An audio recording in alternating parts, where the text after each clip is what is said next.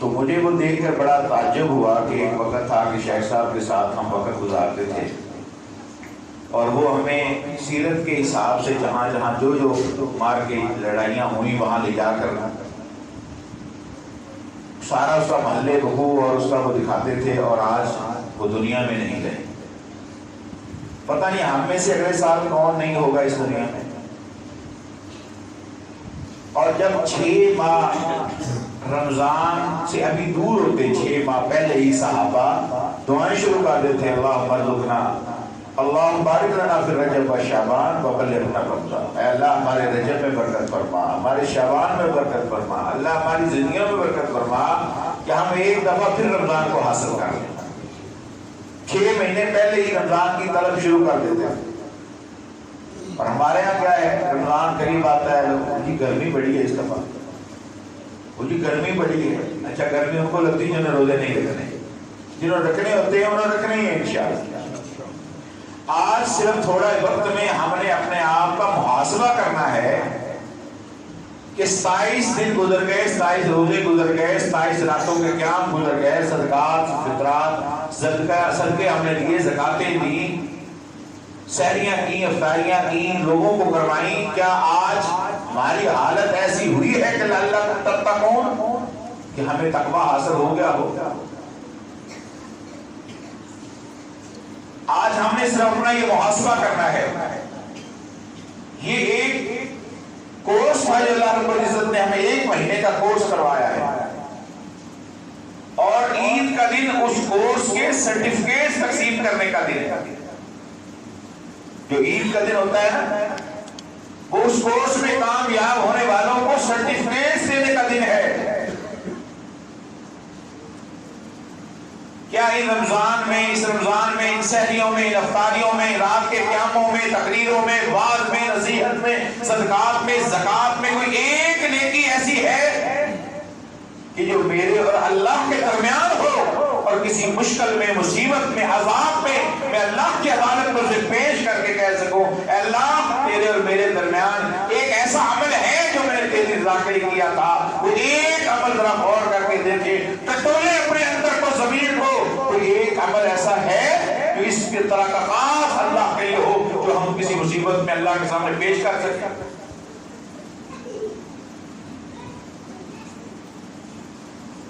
میں تو نہیں سمجھتا میرے پاس کوئی ایسا عمل ہے۔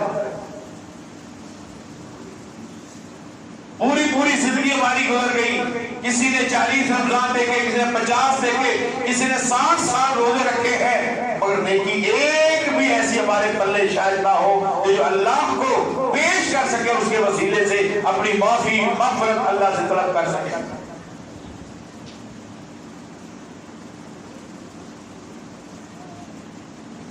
قرآن کہتا ہے لَمْ يَأْنِ الَّذِينَ آمَنُوا أَن تَخْشَعَ قُلُوبُهُمْ لِذِكْرِ اللَّهِ، کہ ابھی ایسا وقت مسلمانوں کے لیے، مومنوں کے لیے نہیں آیا، أَن تَخْشَعَ قُلُوبُهُمْ لِذِكْرِ اللَّهِ، کہ ان کے دل اللہ کا ذکر سن کے، وَمَا نَزَلَ مِنَ الْحَقِّ، جو ہم نے قرآن نازل کیا ہے اس کو سن کے ان کے دل کانپ جائیں، ڈر جائیں، روکتے کھڑے ہو جائیں۔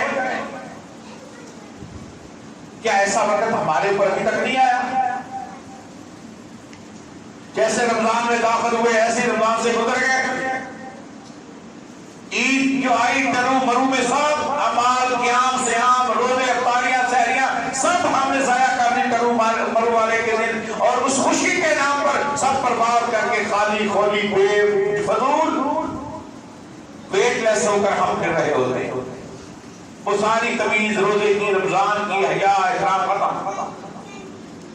اس کا تو مقصد یہ تھا کہ اس طرح روز رات گزرے، اس طرح دن گزرے، اس طرح تمہاری زبان پر کنٹرول، اس طرح کان پر کنٹرول، اس طرح آنکھوں پر کنٹرول، باقی سال پھر اسی طرح گزارنا ہے، اور ہم ڈرو مرو میں فارغ ہو جاتے ہیں۔ قرآن کہتا ہے وَلَا تَكُونُوا كَالَّتِي نَقَضَتْ غَزْلَهَا، اس عورت کی طرح نہ ہو جانا کہ جو سود کاٹتی ہے، بڑی محنت کر کے چرخہ چلا کے سود پڑاتی ہے، نَقَضَتْ غَزْلَهَا، وہ سود کاٹتی بڑی محنت کر کے پھر اسے خود ہی ٹکڑے کر دیتا، کہ ہم وہ لوگ تو نہیں ہیں کہ نیکیاں کر کے خود ہی برباد کر رہے ہوتے ہیں۔ کیونکہ رسول اللہ صلی اللہ علیہ وسلم کیا فرمایا تھا، اللہ کہتا ہے الصوم لی وانا عاجزی بہ، روزہ میرے لیے اس کی جزا بھی بولو بھائی بولو. آپ تو بہت سست لوگ ہیں, لگتا ہے روزہ رکھ کے کمزور ہو گئے کہ پیسے ہی ہمارا پاکستانیوں کا مزاج ہے سارا دن گرم میدا ایک دم ٹھنڈا یہ پانی آگ بجھانے کے لیے, تو پھر ڈھیلے پڑ جاتے ہیں. نماز بھی پڑھنا مشکل, تراویح پڑھنا بھی مشکل. اللہ اکبر, ذرا ایکٹیو ہو نا, مضبوط ہو. رسول اللہ کہتے ہیں الصوم تصح, روزے رکھو صحت مند ہو جاؤ گے. ہم ڈھیلے ہو پڑے. رسول اللہ کہتے ہیں روزے رکھو صحت مند ہو جاؤ گے, اور اگر ہم ڈھیلے ہو جاتے ہیں اس کا مطلب ہے کہ روزہ رسول اللہ کے طریقوں کے مطابق رکھتے نہیں ہیں. ہم سمجھتے ہیں کہ روزہ بھوک اور پیاس کی وجہ سے اب ساری کسر ہم نے افطاری میں نکال لی. جو 15-16 گھنٹے ہم نے اپنے آپ کو روکے رکھا نا, وہ ساری کسر نکال لی. ایک پہلوان تھا گجرا والا کا, بڑا نامی گرامی, اس کا انٹرویو اخبار لیا. انہوں نے کہا آپ کتنا کھاتے ہیں؟ اس نے کہا کہ یہ تو نہیں پتا کتنا کھاتے ہیں, یہ پوچھو کتنے گھنٹے کھاتا ہوں. یہ نہیں بتا سکتا کتنی روٹیاں ہیں, کتنا انڈے, نہیں کتنے گھنٹے کھاتا ہوں یہ بتا سکتا. بھئی ایسے ہمیں نہیں ہونا چاہیے. روزہ تھوڑا کچھ کھانے کا نام ہے, زیادہ اللہ تعالیٰ ناغا کرواتا ہے تاکہ تھوڑا تھوڑا کھائے. اس کی چربی کھلے, اس کے دل کی نالیاں کھل جائیں, دماغ کی کھل جائیں, عقل کے سارے بند دریچے کھل جائیں, اس پر اثر ہو. اس لیے اللہ نے کہا وَإِذَا سَأَلَكَ عِبَادِي أَنِّي فَإِنِّي قَرِيبٌ أُجِيبُ دَعْوَةَ الدَّاعِ إِذَا دَعَانِ فَلْيَسْتَجِيبُوا لِي وَلْيُؤْمِنُوا بِي لَعَلَّهُمْ يَرْشُدُونَ. اللہ کو پتا تھا روزہ رمضان مسائل احکام بیان کر کے ساتھ ہی کہا وَإِذَا سَأَلَكَ عِبَادِي أَنِّي فَإِنِّي قَرِيبٌ. اے محمد رسول اللہ صلی اللہ علیہ وسلم, جب لوگ میرے بارے میں آپ سے سوال کریں تو میرے بارے میں کیا کہنا ہے؟ اللہ بڑا قریب ہے. پتا تھا جب بھوکے پیاسے یہ مریں گے نا, دل کرے گا کھانے پینے کو, نہیں کھائیں گے. کیوں نہیں کھائیں گے؟ اللہ نے منع کیا ہے. پھر اللہ سے کچھ مانگیں گے, بدلہ مانگیں گے, اللہ نے ساتھ بدلہ دینے کا طریقہ بھی بتا دیا. ساتھ بدلہ اللہ کو پتا ہے کیونکہ وہ کریٹر ہے ہمارا, وہ ہمارا ڈیزائنر ہے, وہ ہمارا میکر ہے, اسے پتا ہے بندے کا مزاج کیا ہے. بندہ تھوڑی تھوڑی محنت کر کے زیادہ مزدوری چاہتا ہے. تو اللہ نے کہا صوم علی ورجزی بھی تم کیوں گھبراتے ہو, روزہ میرے لیے ہے, بدلہ میں اس کا دوں گا. اللہ تو کتنا بدلہ دے گا؟ ہم تو آتی ہیں تیاری کریں گے, 1000 روپے ملے گا, شام کو 2000 ملے گا, تو بھی بتا. اللہ کہتا ہے تم میرے بارے میں کیا سوچتے ہو؟ اس مالک کی طرح سمجھتے ہو جو شام کو 2000 دیتا ہے. ارے کم وقتو, تم نے میرے لیے روزہ رکھو, میرے لیے بدلہ اس کا میں اپنی عزت, اپنی شان, اپنے جلال, اپنے مرتبے, اپنی عظمت کے مطابق میں تمہیں عطا کروں گا. تم اس بات پہ نہ گھبراؤ, روزہ خالص میرے لیے ہوگا تو اجر میں اپنی مرضی سے اتنا دوں گا تو تیرے تصور سے بھی باہر ہوگا. حدیث میں آتا ہے نبی کریم صلی اللہ علیہ وسلم غارے حرا میں عبادت فرما رہے تھے, مکے کے دور کا واقعہ. جبرائیل آیا اور کہا اللہ کے رسول ابھی ایک عورت آپ کے پاس آئے گی, وہ جو بھی عورت ہوگی اس کو اللہ کی طرف سے سلام کہنا اور میری طرف سے سلام عرض کر دینا, اور اس کو بشارت دینا کہ اللہ نے تیرے لیے جنت میں ایک موتی میں گھر, پورا گھر ڈیزائن کر کے بنا دیا, اور اس گھر میں کوئی شور ہوگا نہیں ہوگا. جبرائیل یہ کہہ کر چلے گئے. تھوڑی دیر کے بعد ایک عورت آئی, نبی السلام نے دیکھا کہ کون ہے؟ سیدہ خدیجہ رضی اللہ تعالی. بولو بھائی رضی اللہ تعالی. آپ بولتے نہیں ہیں میرا خیال میں, اسلام آباد کے لوگ زیادہ مہذب سیولائزڈ ہوتے ہیں, ہم سینٹرل پنجاب کے لوگ ذرا اور طرح کے ہوتے ہیں. بولے بھائی رضی اللہ تعالی. آپ بولیں گے نہیں نا تو بات آگے نہیں چلے گی. ہم بھی پورا مہینہ درس دے دے کے نا ہم کہہ سکیں, یقین کریں, جسے پتا ہوتا ہے نا گلے بھی وہ کام نہیں کر رہے, کچھ آپ کوشش کریں, کچھ میں کرتا ہوں, پھر اللہ سے معافی مانگے کہ مل کے اللہ ہم سب کو معاف فرمائے. رضی اللہ تعالی. اچھا جو وہ پیچھے والے دوست ہوتے ہیں نا, یہ اکثر میں نے دیکھا ہے, میری مسجد لاہور میں بھی یہی ہے, پیچھے والے کہتے ہیں اندر ایئر کنڈیشن والا جو حصہ ہے نا وہ فرنٹ سیٹ والوں کا کام ہے, بولنے رسپانس کریں. ہم تو بیک سیٹر ہیں, بیک بینچر, ہمیں کیا ضرورت ہے؟ نہیں, سارے انشاءاللہ اس موقع بیٹے میں سوار ہیں, سارے بولیں گے محمد رسول اللہ. اللہ. نبی السلام نے دیکھا سیدہ خدیجہ آئی ہیں, کہا خدیجہ مبارک ہو, تیرے آنے سے پہلے خوشخبری لے کر گئے اور اللہ کا سلام لے کر آئے. خدیجہ بڑی خوشی رضی اللہ تعالیٰ عنہ, اچھا جبرائیل اسپیشل میرے لیے آئے, اللہ کا سلام لے کر آئے اور آپ کے لیے بھی. کہا خدیجہ ساتھ خوشخبری بھی ہے. کہا کیا؟ اللہ نے آپ کے لیے جنت کے بیچ میں ایک ہی موتی میں پورا گھر بنا دیا ہے اور وہ گھر تیار پڑا ہے. اللہ. کچھ صحابہ اور صحابیات ایسے تھے جن کو جنت میں ان کے محلات کے بارے میں رسول اللہ نے بتا دیا. ان میں سیدہ خدیجہ ہے, مگر ایسا محل تیار کیا ہے اس میں کوئی شور نہیں ہوگا. اچھا بھائی محل تیار ہو گیا, یہ کیا بات ہے کہ اس میں شور نہیں ہوگا؟ کیا محل تیار ہو گیا یہ کافی نہیں, یہ اسپیسیفک کیوں کہا کہ اس میں شور نہیں ہوگا؟ اگر سیدہ خدیجہ کی سیرت کو پڑھیں تو پتہ چلتا ہے وہ اللہ کی ایسی مومنہ بندی تھی, زندگی بھر اس نے رسول اللہ کی اطاعت و فرما برداری میں گزاری ہے. کبھی اس نے اونچی آواز سے آپ کے سامنے بات نہیں کی, کبھی سوال نہیں کیا, کبھی مطالبہ نہیں رکھا. جس طرح کا ان کا نیک عمل ہے اسی طرح کا اللہ نے بدلا دیا. خدیجہ نے کبھی میرے نبی کے سامنے شور نہیں کیا, اس کو وہ گھر دو جس میں کبھی شور شرابہ ہوگا. جیسا عمل ویسا, بولو جیسا عمل ویسا بدلا, تو جیسا روزہ ہوگا ویسا. اچھا آپ اگر مجھے نہ بتائیں, میں آپ کو نہ بتاؤں کہ میرا روزہ ہے, تو کسی کو پتا چلے گا؟ نہیں نا پتا چلے گا. تو پھر کس کو پتا چلے گا؟ تو جب سارا کچھ اللہ کے لیے ہوگا تو پھر بدلہ اللہ ہی دے گا نا اپنے حساب کا. ہم نماز پڑھے کتنی مرضی تک ویسے پڑھے, 10 20 50 100 لوگ دیکھ رہے ہوتے ہیں. ہم زکات دیں کم سے کم لینے دینے والا دیکھ رہا ہوتا ہے. ارے ہم حج کریں لاکھوں لوگ دیکھ رہے ہوتے ہیں. ارے ہم جہاد کریں ہزاروں لوگ دیکھ رہے ہوتے ہیں. اللہ کی قسم سوائے رمضان کے روزے کے, سوائے روزے کی ایسی کمال کی عبادت ہے اور تقرب اللہ اور بندے کے درمیان ایسا تعلق ہے کہ بندہ نہ بتائے کسی غیر کو تو پتا چلتا. اگر بندہ اپنا اشتہار نہ بول لگائے کہ میں روزے دار ہوں, روزہ دہی سے رکھتا ہوں, روزہ لسی سے رکھتا ہوں, پراٹھے سے رکھتا ہوں, فلاں چیز سے رکھتا ہوں, میں اتنا پانی پیتا ہوں, یہ اشتہار لگاتے ہیں. بعض لوگوں کا مزاج ہوتا ہے وہ اپنا اشتہار خود لگاتے ہیں, کو پتا چلے گا میں روزے میں. حدیث میں آتا ہے من ساما یرائی فقط اشرک, جس نے کسی کو دکھلاوے کا روزہ رکھا اس نے شرک کیا, جس نے دکھلاوے کی نماز پڑھی اس نے شرک کیا, جس نے دکھلاوے کا صدقہ دیا اس نے شرک کیا. اور حدیث میں آتا ہے قیامت والے دن جب یہ بندہ اللہ کی عدالت میں آئے گا, یہ بچوں کو چپ کروائیں, بچوں کو نا کوئی بندہ سمجھدار پاس قریب بیٹھ جائے. قیامت والے دن یہ بندہ جو ریاکار اللہ کی عدالت میں آئے گا نا, اللہ تعالیٰ کہے گا یا اللہ مجھے صلہ دے, کیا دوں؟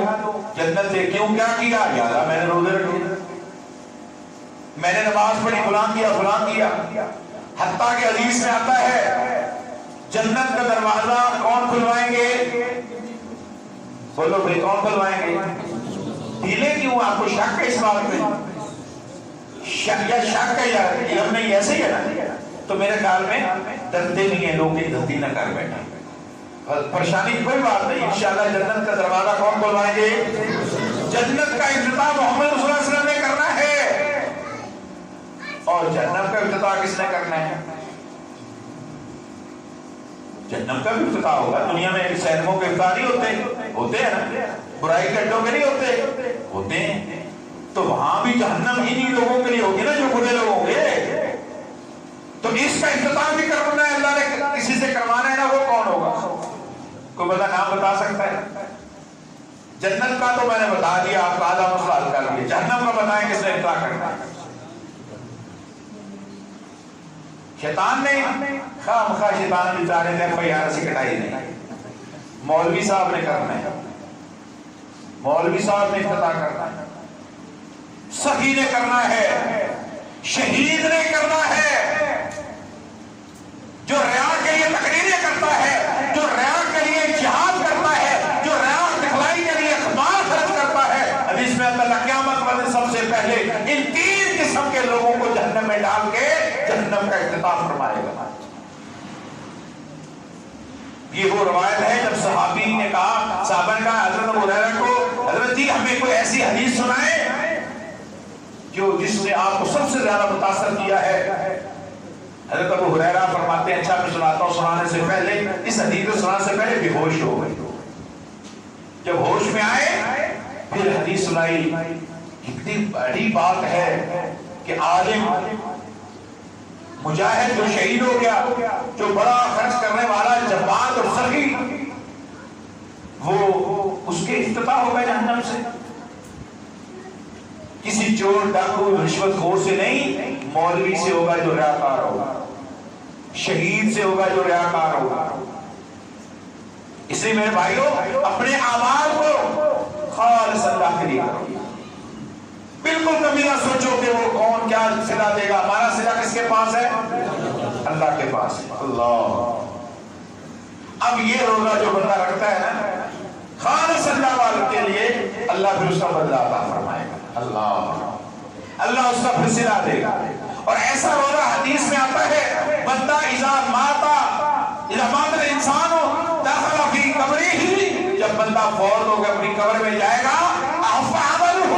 تو اس میت کو اس کے عمل گھیر لیتے ہیں، اور وہ کون سا عمل گھیر لیتا ہے؟ روزہ آ جاتا ہے، نماز آ جاتی ہے، اور وہ میت کو گھیر لیتے ہیں۔ فرشتے ادھر سے حساب کے لیے آتے ہیں، وہ آگے ہو جاتے ہیں، ادھر سے آتے ہیں، وہ آگے ہو جاتے ہیں، اس کو حساب نہیں لینے دیتے، فرشتے واپس چلے جاتے ہیں۔ یہ صحیح روایت، اور یہی روزہ قیامت والے دن سفارش کے لیے آئے گا۔ اچھا اس رمضان کو یہ عزت کیوں ملی؟ نہ تو یہ حرمت والے مہینوں میں سے مہینہ ہے، حرمت والا مہینے نہیں ہے، حرمت والے مہینے اور ہیں، یہ حرمت والا مہینہ ملی، اس کو اتنا عزت احترام کیوں ملا؟ اس لیے شہر رمضان الذی انزل فیہ القرآن، اس میں اللہ نے قرآن کو اتارا، اس لیے عزت ملی۔ اچھا رمضان کو عزت ملی کس کی وجہ سے؟ قرآن سے، اور جو فرشتہ لے کر آیا وہ تمام فرشتوں میں افضل، جس مہینے میں اترا وہ مہینہ تمام مہینوں سے افضل، جس رات میں اترا وہ رات سارے مہینوں سے افضل، اور جس شخص کے اوپر اترا، جس کے سینے پر اترا، وہ انسان پوری انسانیت سے، تمام انبیاء سے، تمام رسولوں سے۔ تو پتہ یہ چلا یہ فضیلت کی وجہ اصل قرآن ہے، قرآن میں ہوتا تھا نعمت مسلمان، اللہ کرے تجھ میں پہلا جدت کردار، یہ عزت احترام اگر ملا اس مہینے کو تو قرآن کی برکت سے ملا۔ اس رات کو اگر عزت ملی جو 1000 مہینے سے افضل ہے، کتنے مہینوں سے؟ صرف 1000 مہینوں سے۔ یہ بھی ترجمہ ہمارا غلط ہے، 1000 مہینے اس لیے بولے جاتے ہیں 1000 سے زیادہ اس دور میں حصہ ہی نہیں ہوتا تھا، 1000 سے بڑا اس دور میں تو حصہ نہیں تھا۔ میں نے ایک واقعہ پڑھا مجھے تعجب ہوا، حضرت عمر کا دور تھا، شام فتح ہو گیا، جب شام فتح ہوا نا تو ایک صحابی آ گیا۔ اچھا وہ صحابی بھی بڑا کمال کا لاڈلا ہے، نبی صلی اللہ علیہ وسلم جب خندق میں کھڑے تھے نا تو وہ مار رہے تھے وہاں پر، اس کے اوپر کدال مار رہے تھے پتھر توڑنے کے لیے، تو آپ نے فرمایا شام فتح ہوگا، مصر فتح ہوگا، ایران فتح ہوگا، کیسے کسرا فتح ہوں گے۔ تو صحابی کہتا ہے یا رسول اللہ مجھے لکھ کر دے دے، جب شام فتح ہوگا تو شام کی جو بڑی حسین و جمیل شہزادی ہے نا، اس کے بڑے شہرت تھی، حسن کی، وہ میری لونڈی ہوگی۔ صحابہ دے دو، حالات کیا ہے، پیٹوں پر پتھر باندھ کے کھڑے، پیٹوں پر پتھر۔ اچھا کبھی آپ نے سوچا ہے کہ روزے میں، روزے سے گھنٹہ 2 گھنٹے پہلے کیا حال ہو جاتا ہے، مگر کوئی بندہ پیٹ پر پتھر باندھ سکتا ہے؟ بولو، صحابہ کے پیٹ پر پتھر، کیا حالت ہو، بھوک اور پیاس سے کتنے نڈال ہو۔ اور جب رسول اللہ صلی اللہ علیہ وسلم نے کہا نا کہ لاؤ مجھے کو ڈال دو میں توڑتا ہوں، مگر یہ نہ ذہن میں تمہارے آئے کہ ہمارے پیٹ پر تو پتھر ہیں، رسول اللہ صلی اللہ علیہ وسلم نے شاید کھانا کھا کر آئے، ہمارے پیٹ پر اگر ایک پتھر ہے تو رسول اللہ کے پیٹ پر اللہ۔ ہم روزہ رکھ کے پورا مہینہ رکھ کے بھی اتنی کمزوری نہیں کہ پیٹ پر پتھر باندھنے پڑے، اور صحابہ عام حالات میں اتنے کمزور تھے۔ یا رسول اللہ وہ لوڑی میری ہوگی، آپ نے صحابی کو کہا اسے لے کر دے دو، اتنا یقین ہے صحابہ کو کہ جو رسول نے کہا سچ کہا، جو رسول نے کہا بولو، جو رسول نے کہا سچ کہا. لکھ دیا. رسول اللہ صلی اللہ علیہ وسلم کا دور گزر گیا، حضرت ابوبکر کا دور گزر گیا، حضرت عمر کے دور میں ایک خبر آ گئی شام بتاؤ. یہ بندہ وہ لکھا ہوا وہ کاغذ پر کوئی چمڑے وغیرہ پر جہاں لکھا ہوا لے کے آ گیا. امیر المومنین یہ وعدہ رسول اللہ صلی اللہ علیہ وسلم نے فرمایا تھا، تحریر دی تھی وہ لونڈی میری ہے مجھے دو. آپ نے فرمایا ہاں بھی بات تو تمہاری صحیح ہے، لکھا ہوا ہے جاؤ وہاں شام چلے جاؤ. وہ پیدل چلتا چلتا 40 دنوں کا کم و بیش و سفر تھا، وہاں پہنچا، وہاں بات کی. انہوں نے کہا فلاں ہیرا ایک شہر ہے شام کا، وہاں چلے جائے. وہ وہاں کی رہنے والی تھی، وہاں گیا ان سے انہوں نے کہا وہ تو جیل میں ہے. اس کو نکالا گیا، کہا یہ تیرا مالک ہے، آقا ہے، تو اس کی لونڈی ہے. اچھا جب صحابی نے اسے دیکھا تو اس عورت کی عمر تھی 80 سال. کتنی عمر؟ جیسے برطانیہ کے ملکہ الزبیتھ نام تو اس کا شہزادی ہے نا، ہے تو 100 سال سے بھی شاید اوپر وہ. جیسے عربوں کے نام سارا فلان شہزادہ فلان شہزادہ، سارے ویل چیئر پر بیچارے سفر کر رہے ہوتے ہیں بوڑھے. اب وہ 80 سال کی عورت، اس نے دیکھا کہ یہ بدو میرا مالک، میں اس کی لوڑی. مگر مسلمان چل گئے. اللہ اکبر. اس نے کہا جی میں مانتی ہوں آپ میرے مالک ہیں، میں آپ کی لوڑی ہوں. دیکھو میں بوڑھی عورت ہوں، مدینے مجھے لے جانا چاہتے ہو، میں وہاں پہنچ نہیں سکوں، راستے میں معلوم کب جاؤں گی، آپ مجھ سے کچھ لے لو، مجھے آزاد کر دو. صحابی نے سوچا کہ بات تو صحیح ہے. صحابی کہتا میں سوچ کے بتاؤں گا. ہاں ٹھیک ہے سوچ کے بتاؤ. سوچ کے بتایا مجھے 1000 درہم دے دو میں آزاد کرتا ہوں. 1000 درہم دیا. وہ شہزادی تھی، ملک شام کے اس علاقے کی ملکہ تھی، خاندان سے جگیریں تھی. اس نے 1000 درہم دیا، آزادی نکالی. صحابی واپس مدینے کو چل دیا. صحابہ انتظار میں باتیں ہوتی کیا ہوا ہے، ہمارا شہزادہ شہزادی رہنے دیکھتے کیا بنتا ہے. پتہ چلا نہیں آ گیا ہے. صحابہ خوشی خوشی ملنے کے لیے جائے، بھائی بتاؤ شہزادی لے آئے. کہنے لگے میں وہاں پہنچ گیا، شہزادی مل گئی. وہ تو 80 سال کی بوڑھی عورت تھی، لانے کے قابل ہی نہیں تھی. پھر اس نے کہا مجھ سے جو مانگتے ہو لے لو، مجھے آزاد کر دو. اچھا پھر کیا مانگا؟ کہا کہ میں نے بڑا سوچ کے 1000 درہم میں نے مانگا. اس نے دے دیے. صحابہ ایک دوسرے کو دیکھنے لگے 1000 کیوں مانگا؟ جگیر مانگتے، محلات مانگتے. کہنے لگے مجھے 1000 سے بڑا کوئی حصہ ہی نہیں آتا. 1000 سے بڑا کوئی حصہ نہیں آتا. جس غریب بندے نے 5 لاکھ کا نوٹ نہیں دیکھو اسے کیا مطلب 5 لاکھ کا نوٹ ہے، وہ تو سمجھے گا کوئی جعلی کا کاغذ پکڑا دیا. کیا خیال ہے بندے کا اپنا اپنا. اب اس دور میں اس سے بڑا کوئی حصہ صحابہ نہیں جانتے. اللہ میرے بھائیو، اللہ تعالیٰ نے ہمیں یہ جو توفیق دی ہے نا، میں سوچتا ہوں روزہ رکھتے ہیں، پنکھوں کے نیچے سوتے ہیں، ایئر کنڈیشن میں سوتے ہیں، ایئر کنڈیشن گاڑیوں میں سفر کرتے ہیں، پھر بھی ہم پر اللہ کے معاف کرنے کے بعد نہیں ہے. تو حضرت علی رضی اللہ عنہ نے فرمایا کہ حب علی من دنیاکم ثلاث، مجھے دنیا کی 3 چیزیں بڑی پسند ہیں. ان میں سے ایک چیز یہ ہے کہ علی حالت روزہ میں ہو، شدید گرمی ہو، شدید لڑائی ہو رہی ہو، گمسان کی جنگ ہو، علی کے ہاتھ میں تلوار ہو، اللہ کے دین کے غلبے کے لیے جہاد کر رہا ہو، مگر حالت روزہ میں یہ سب کچھ کر رہا ہو. اللہ اکبر. ہم وہاں گھر سے اٹھ کر گلی سے مسجد میں نہیں نماز پڑھنے کے لیے آ سکتے، یہ روزہ لگا ہوا ہے. تو میرے بھائیوں پھر ایسا روزہ آنا صوم اور ایمان سے بھی کی تاثیر نہیں دیتا. سارے اعمال کیے، اینڈ پر اللہ تعالیٰ کیا کرتا ہے؟ کمیاں رہ گئی، کوتاہیاں رہ گئی، سستیاں ہو گئی، چلو 2 کلو آٹا دے دو، 2 کلو کھجوریں دے دو، کشمش دے دو. ویسے ہمیں شاید کڑک ہی دینی ہے. پاکستانیوں نے نا کڑک پر ہی ہاتھ رکھا ہوا ہے. پاک رسول اللہ کی حدیث پر پتہ نہیں کب قیامت والے عمل ہو رہا ہے.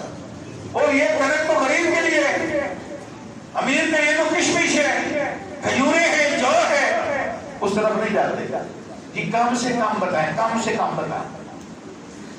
وہ ایک دوست ہے ہمارا ٹیلی ویژن پر، میرے وہاں پروگرام ہوتے ہیں، تو وہ مجھے پرسوں چوتھ فون کر گیا، بولے صاحب وہ بتائیں صدقہ فطر کتنا ہے. بتا دیا. نہیں وہ بتائیں جو کم سے کم ہے. بھائی تم کروڑوں میں تنخواہ لیتے ہو، خدا کا خوف کرو، کم مت کم. یعنی یہ مزاج کرنا کچھ آگے نہیں آتے. کیا آتے تک ہی ہمارا سارا معاملہ آٹا پیٹ، آٹا روٹی پیٹ، بس یہ چکر میں آتا ہے.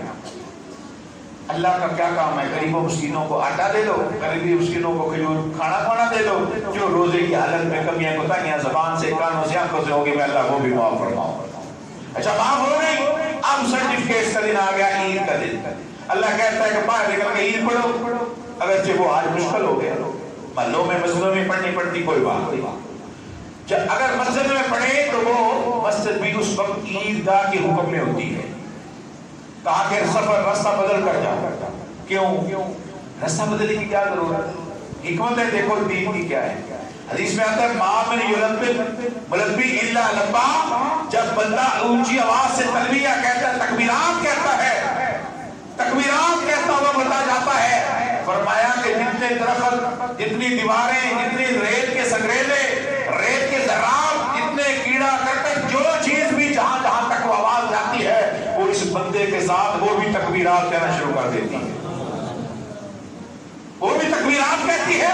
راستہ بدل کے جاؤ تاکہ تمہاری کلمہ توحید کی، تمہارے ترانے کی زیادہ چیزیں گواہ ہو جائیں. وہ قیامت والے گواہی دے گی اللہ اس کی زبان سے کلمہ توحید ہم نے بھی سنا. اچھا اللہ کہتا ہے اوپر اللہ منظر دیکھ رہا ہے. سبحان اللہ، اللہ دیکھ رہا ہے منظر. ہاں بھی یا اللہ بڑی مخلوق گھروں کو چھوڑ کے باہر آ گئی، عورتیں بھی آ گئے، بچے بھی آ گئے، بیمار عورتیں بھی آ گئی. اچھا کیا کرتے ہیں؟ اللہ معافیاں مانگتے آ رہے ہیں. اللہ کہتا ہے اچھا وعزتی وجلالی وارتفاع مکانی، تم بھی سارے گواہ ہو جاؤ، مجھے میری عزت کی قسم ہے، جلال کی قسم ہے، اونچے مقام کی قسم ہے، مجھے اپنے سٹیٹس کی قسم ہے، جو آج باہر آئے ہیں گواہ ہو جاؤ میں نے سب کے گناہوں کو معاف کر دیا. پاک صاف دھلے چیتے کپڑے پہن کے آئے تھے، نکلے تھے اور گناہوں سے صاف ہو کر گھر آ رہے ہیں. سبحان اللہ. کہا کھاؤ پیو، سویاں کھاؤ، حلوے کھاؤ، گوشت کھاؤ، خوشی مناؤ. خوشی ہی ہے تمہاری. اصل خوشی اس نمازی کی ہے، روزے دار کی ہے جس کے گناہ معاف ہو گئے. خوشی تو اس کو ہونی چاہیے. حضرت علی رضی اللہ تعالیٰ عنہ سے کسی نے کہا کہ حضرت پھٹے پرانے کپڑے، عید والے دن آپ سوکھے ٹکڑے کھا رہے ہیں پانی میں بھگو کے، نرم روٹی نرم کر کے، اتنی سخت روٹی حضرت امیر المومنین سخت روٹی نرم پانی میں کر کے کھا رہے ہیں. امیر المومنین آئے تو غریبوں نے بھی اچھا کھانا کھایا. آپ عید کا دن ہے، فرمایا لیس العید لمن لبس الجدید. عید بھئی یہ نہیں ہے کہ نئے کپڑے پہن لیے، یہ کوئی عید ہے؟ یہ عید نہیں ہے. ہاں اللہ نے رخصت دی ہو تو ٹھیک ہے، الحمدللہ پہننے چاہیے، مگر یہ حقیقی عید نہیں کہ اچھے لباس پہنے جائیں، خوشبوئیں لگائی جائیں، اچھے کھانے کھائے جائیں. حقیقی عید کیا ہے؟ انما العید لمن خاف وعید. عید اس کی ہے کہ جو گناہوں سے بچ گیا اور اللہ اس سے راضی ہو گیا، اللہ سے ڈر گیا جو بندہ. بس جو ہی اللہ کا خوف پیدا ہوا، اللہ کہتا ہے وَلِمَنْ خَافَ مَقَامَ رَبِّهِ جَنَّتَانِ، جو مجھ سے ڈر گیا، میرے سامنے کھڑا ہو کر حساب دینے سے ڈر گیا، میں اسے ڈبل جنت عطا کر دیتا ہوں. دو جنتیں، ایک بھی نہیں. تو بھائی یہ رمضان، یہ روزہ، یہ سحریاں، یہ افطاریاں ہمارے دلوں کو نرم کرنے کے لیے آئی تھی، اللہ سے تعلق جوڑنے کے لیے آئی تھی. اور ہم نے فرضی روزے رکھے، آئندہ مہینوں میں ہم نے نفلی جو روزے ہیں وہ رکھنے کی کوشش کر دی. یہ ہے اس روزوں کا سبب. ہم نے یہاں نمازیں بہتر کی، بہتر وقت میں، افضل وقت میں پڑھی، باجماعت پڑھی. باقی مہینوں میں اسی طرح ہم نے نمازیں پڑھنی ہیں. ہم نے صدقات خیرات زیادہ دیے، اب اسی طرح ہم نے صدقہ خیرات دیتے رہنا ہے، چلتے چلتے یہاں تک کہ اگلا سال پھر آ جائے، اللہ میں نصیب فرمائے اور ہم پھر اسی طرح نیکیوں میں جت جائیں، اللہ سے معافی، اللہ سے تعلق بنا لیں. اور مساجد سے تعلق، مساجد کی آبادی کے تعلقات سے، مساجد سے محبت پیار، اور ماں قرآن سے محبت پیار. میرے بھائی قیامت پر حدیث میں آتا ہے بندہ اپنے دوست کے ساتھ اٹھایا جائے گا. جس طرح کے دنیا میں دوست ہو گئے نا، اب مولویوں کو تو دوست بناتے ہی نہیں. مولویوں کو کوئی بندہ دوست نہیں بناتا، کیونکہ وہ معاشرے میں سب سے ہلکے قسم کے لوگ سمجھے جاتے ہیں. قربان جائے میں یہاں اسلام آباد پنڈی میں کوئی مولوی مجھے ایسا نہیں ملا جس کی 25-30 ہزار سے زیادہ تنخواہ ہو. 15,000 سے لے کر 20-25 تک. 25 کی مزدور کی تنخواہ ہے، 25,000 مزدور کی تنخواہ ہے. کسی مزدور کو لاؤ آج 1000 روپیہ دوں گا، مجھے قرآن پڑھاؤ، بخاری پڑھاؤ، پڑھا لے گا؟ پڑھا سکتا ہے وہ؟ مولوی ہے بیچارہ کہ جس کی 20,000 تنخواہ ہے، بیوی بھی ہے، بچے بھی ہیں، معاملات بھی ہیں، اس کی تنخواہ کیا ہے کہ وہ کپڑے اچھے پہنے. مولوی اچھے کپڑے پہنتا ہے، کپڑے میلے ہوں مولوی دن تمیز نہیں کپڑے پہنتے. وہ جائے تو جائے گی نا بیچارہ. بلڈنگیں، مسجدیں، ایئر کنڈیشن، چھتیں، یہ سارے سیلنگ، یہ پتھر، یہ بجری، یہ سارے کا سارا میرے بھائیوں اس مسجد کی حسن خوبصورتی کی ضروری ہے، اس سے اللہ کی قسم کہیں خوبصورت اور ضروری یہ ہے کہ اس کا امام بہتر خوشحال حالات کے اندر۔ اگر علماء نہ ہوں، آبادکار نہ ہوں، تو ان بلڈنگوں کی کوئی حیثیت نہیں ہے۔ اچھے علماء سے مسجدیں آباد ہوتی، اچھے قراء سے مسجدیں آباد ہوتی، جہاں اچھے قاری سنا رہے جاؤ وہاں جگہ نہیں ملتی، جہاں اچھے خطیب ہے جا کر دیکھو وہاں جگہ نہیں ملتی جمعہ پڑھنے کے لیے۔ وہ آباد کاری بلڈنگ کی خوبصورت سے نہیں ہے، افراد کی وجہ سے خوبصورت ہے۔ فیصل مسجد سے بڑی خوبصورت کون سے مسجد اسلام آباد میں؟ جاؤ وہاں پر سینما بنا ہوتا اللہ کی رسم معذرت کے ساتھ، وہاں نماز پڑھنے کا مزہ ہی نہیں آتا، ہر کوئی تصویریں کھینچ رہا ہے، ننگے سر کی، ننگے منہ، اور دل گھوم رہی آگے پیچھے، کسی کو حیا تمیز نہیں ہوتی۔ مسجد اکھاڑا چڑیا گھر بنا دیے لوگوں نے، اربوں روپے کی وہ بلڈنگ، اربوں روپے، اس میں کوئی بات ہے غلط میری؟ کوئی تقویٰ کہیں نظر آتا ہے؟ لوگ مسجد سمجھ کے نہیں، لوگ اسے تاریخی بلڈنگ سمجھ کے دیکھنے کے لیے جاتے ہیں اور تصویریں کھینچتے ہیں۔ کیا یہ سٹیٹس ہے مساجد؟ اللہ اکبر، حدیث میں آتا ہے جس بندے نے کمفحسی کا قاتل وسکر منہ بن اللہ بیت فی الجنہ، جس بندے نے جان پرندے کے گھونسلے جتنا بھی گھر اللہ کا گھر بنا دیا نا، اللہ اس کا گھر جنت میں بنا دیتا۔ یہ تو ماشاءاللہ 10 مرلے کی مسجد ہے، پرندے کے گھونسلے جتنی مسجد۔ کیوں؟ شرط یہ ہے لمسجد اسس علی التقوی، مسجد کی بنیاد تقوی کے اوپر ہونی چاہیے، رضا الہی پر ہونی چاہیے۔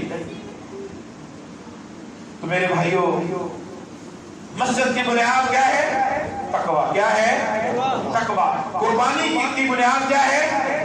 تقوی۔ لن تنالوا البر حتی تنفقوا مما تحبون، اور اللہ کے راہ میں خرچ کرنے کی بنیاد تقوی۔ اور حج کی بنیاد پہ اللہ نے قرآن میں